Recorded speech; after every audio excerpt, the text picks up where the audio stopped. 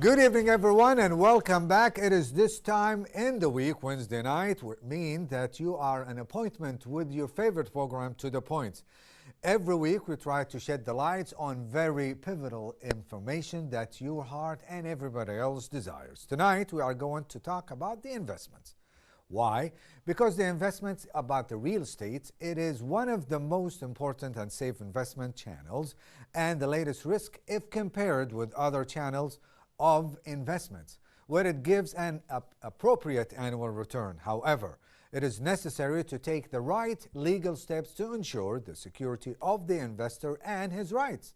We will host a group of experts to talk about this topic and cover the most important aspects of the real estate investments locally and globally. That's why we have on this air, right this moment, we have engineer Khaled Mashaan.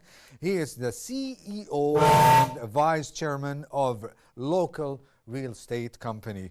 Sir, thank you so much for being with us. Looking forward to talk about the real estate in the state of Kuwait. Thank you very much for hosting me tonight.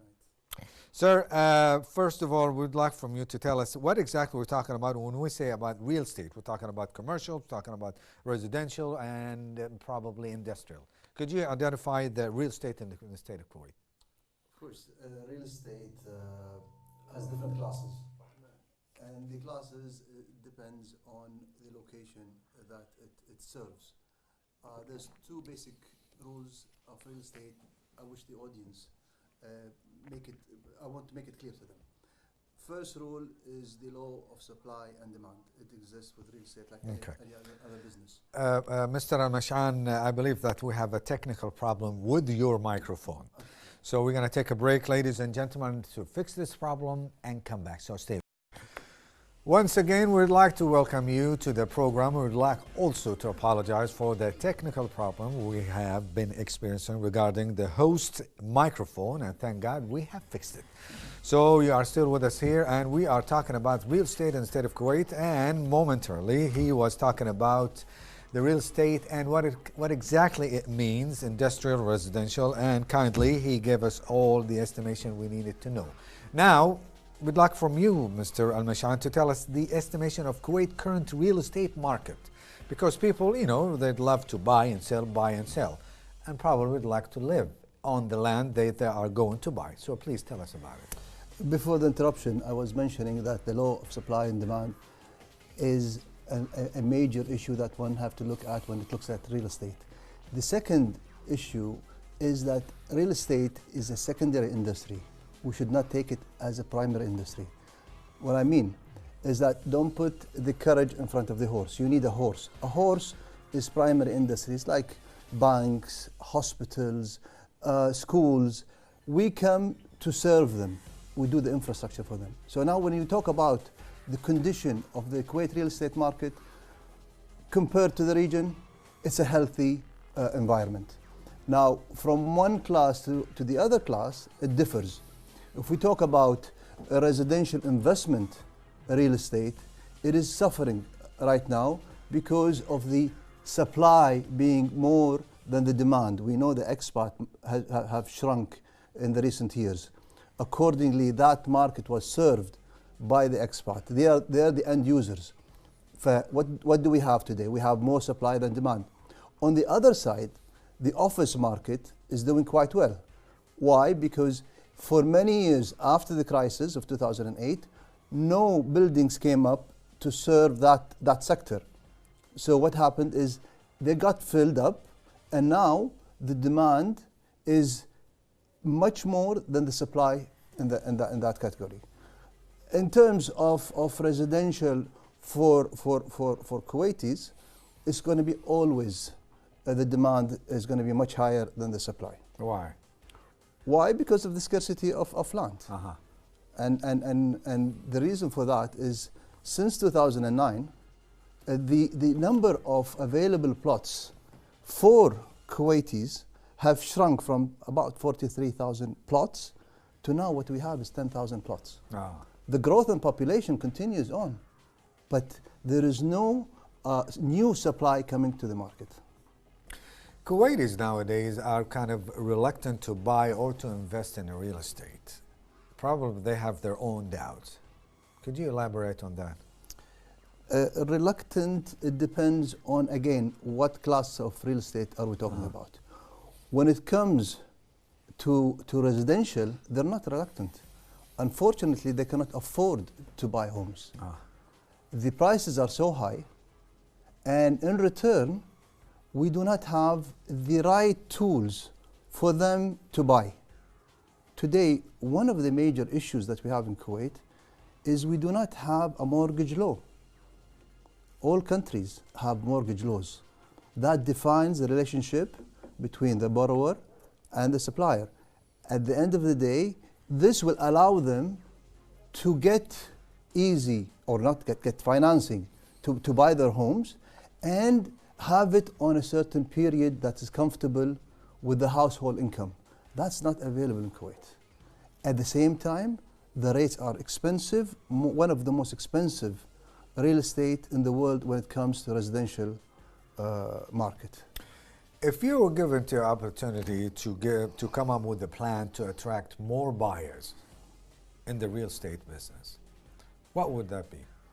Well, again, it depends on what class we're talking about.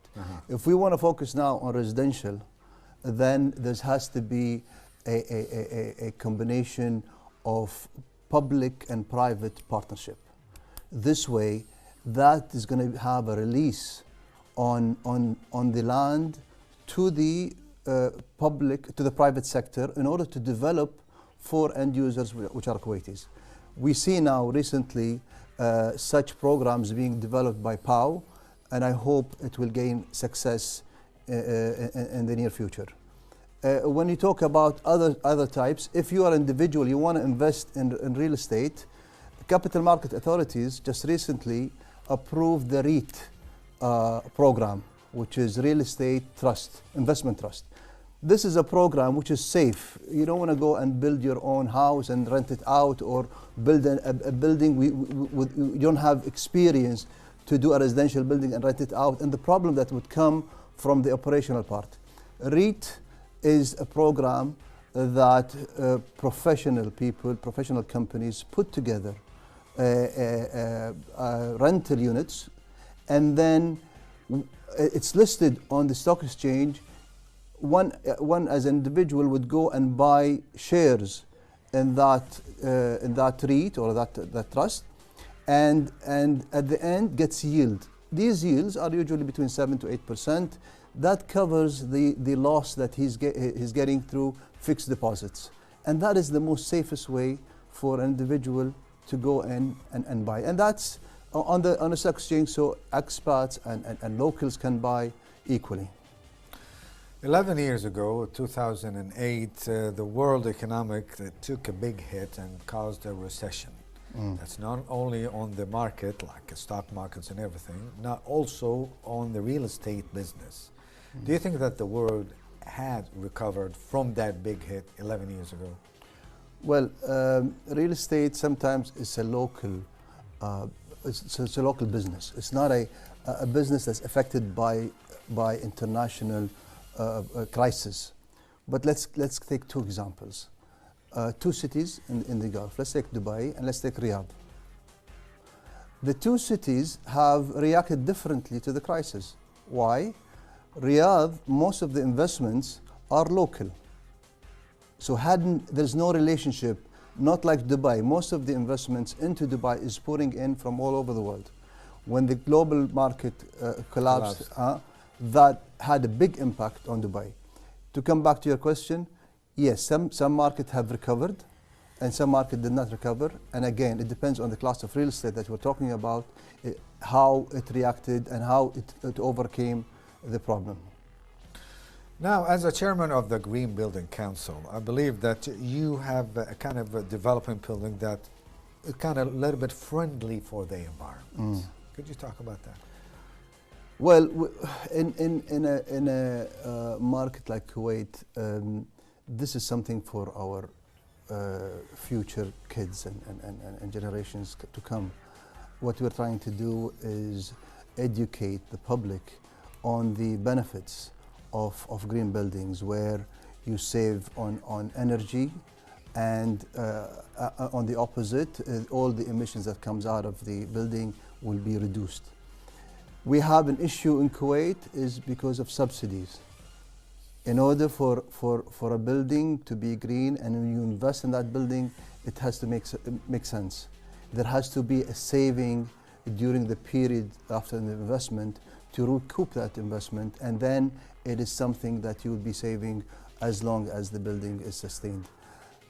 Because of the subsidies, today any building that one will attempt to take on as a green building will take many, many years, more the norm of between 5 to 7 years as an extra investment into doing green buildings. But we didn't stop. We will continue to tackle this problem. We will work with the public sector in order to find rebates or other means for our population, where if they invest in green buildings, they will get benefits for that. Because at the end of the day, the country will save money if we take that road. Engineer Mashaan, appreciate you coming here. Looking forward to meet you once again. Thank you very much for hosting me.